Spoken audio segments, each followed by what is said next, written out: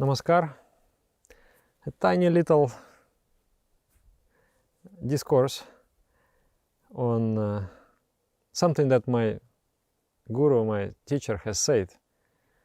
He said about people and about organizations and about society.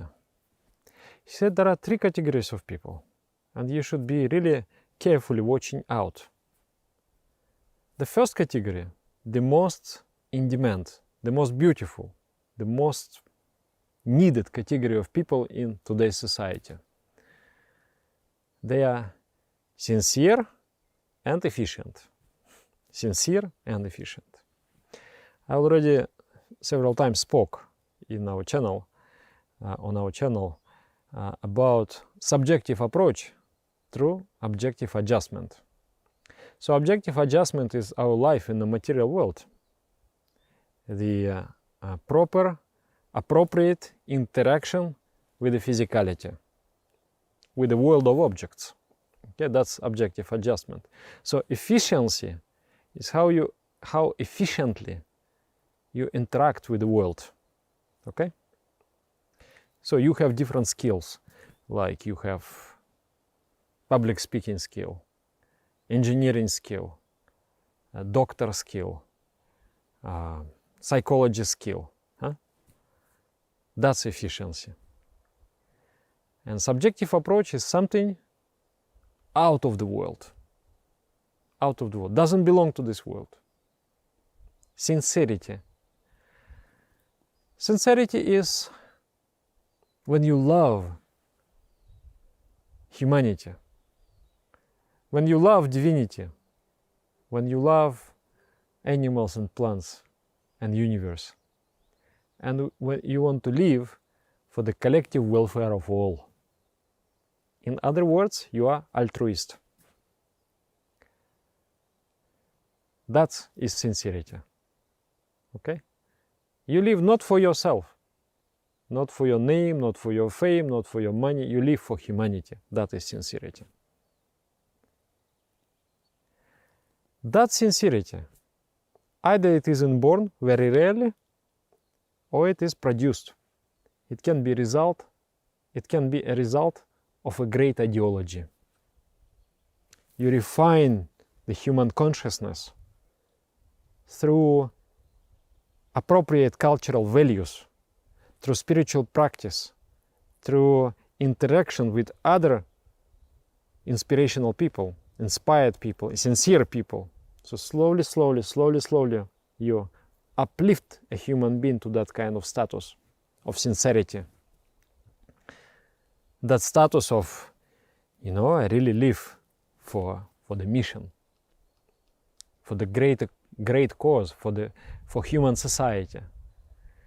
So, first category, sincere and efficient.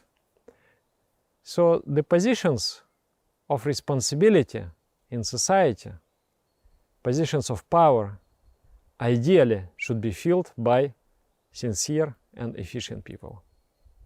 That's the best. They actually, one sincere and efficient person at the helm of society, normally we know them as, fathers of the nations, the builders of the societies. They create human civilization. So that's the ideal situation. And now somehow we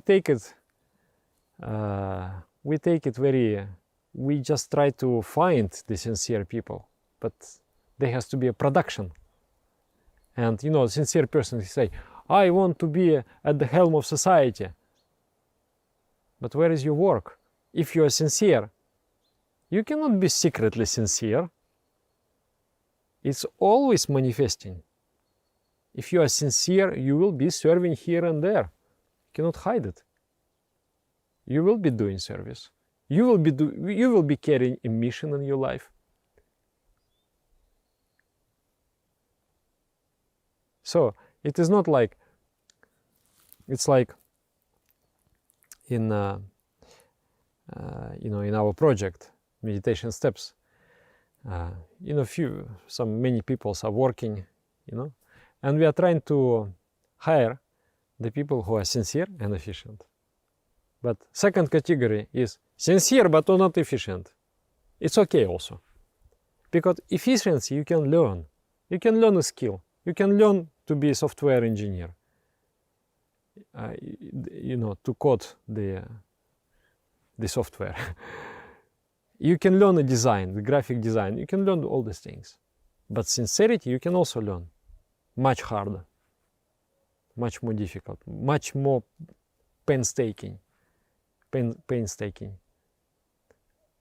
So we try to find sincere, efficient. If not, then sincere and inefficient. If somebody comes, okay, I'm sincere, come, I want to be, no? But where are you sincere? If you are sincere, if you really want to help, you would be helping. Because for you, the work is more important than the reward. For you, service is more important than anything. So those people we need to put in all our social institutions. And we need to create a system of producing those kind of people. That's a great ideology. I accepted in my life this ideology. Atmamok Shartam Jagat Hitaya Cha. I live for the liberation of the soul, liberation of consciousness, and service to the universe. Two goals are there. There is no goal there to earn money or something like that, build house. Of course, I can build house for that goal, to serve humanity and to liberate the soul. That's the tactical things. They are not they are means, they are not the goal. The goal is this, the high goal, liberation of consciousness, evolution, and service to humanity, facilitating the evolution of the planet, facilitating the evolution of the mankind, humankind. So that ideology works on you, slowly, slowly, sublimates you, and spiritual practice also. And sometimes it produces a sincere person, inspired person, at much higher rate just than the general selection process of the nature. So, sincere and efficient, sincere and inefficient, and then there is a third category. Third category is efficient but insincere. And then it's very interesting. My teacher, he makes the equation sign and he says, it means dangerous. Efficient but insincere, egoistic person. When such person comes, enters into any kind of institution, human organization, human institution, he corrupts it, brings it down, devaluates it, deviates it from the original path. That's why it's dangerous. That is why it is dangerous. So you can imagine how many dangerous people are out there now. In all levels of human society, in all levels of organizations. So at least in our societies, we should strive, in our yoga communities, we should strive to find sincere and inefficient people. And do not give responsible position to insincere but efficient people. Efficiency is not everything. Efficiency is okay, it's good, but it's not everything. There has to be first this subjective approach. There has to be love towards humanity, really sincere love to the humanity, that you love humanity more than you love yourself. You love the mission, you love the cause for which you are living more than you love yourself. That is sincerity. Tell me what you think in the commentaries. Would you like to have this kind of leaders at the helm of the society? How would you feel? I think I would adore. I would just, I don't know, I would touch the feet. I would I would really adore. Yeah. And I believe such society will come. Not only that, I believe such society is coming. But we need to create a machine that produces such people. And that is a spiritual path, spiritual cult, spiritual ideology, spiritual culture. And spread it, create in different dots and spread it, make it universally acceptable. This kind of values. Make a new movement. What do you think? Is it a good idea? And this, when I think about it, it is crazy complicated idea. It is so difficult. There are so many nuances, how and what, but it's like, yeah, it's like, you know, you're learning the classical piece of music. It's not so easy from the beginning, and you repeating many times. After many repetitions, become perfect.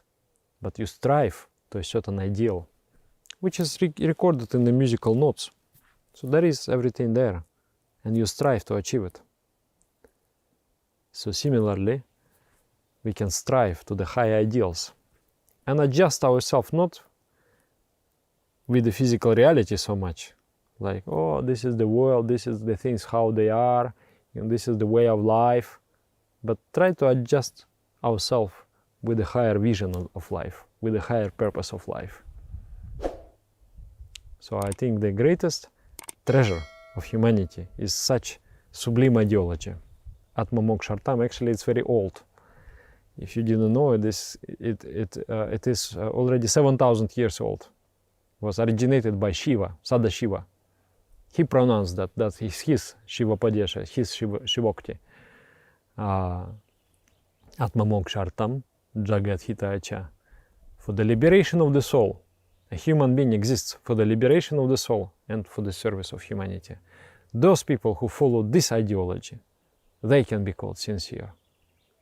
And they are the most in demand for today's humanity. Namaskar.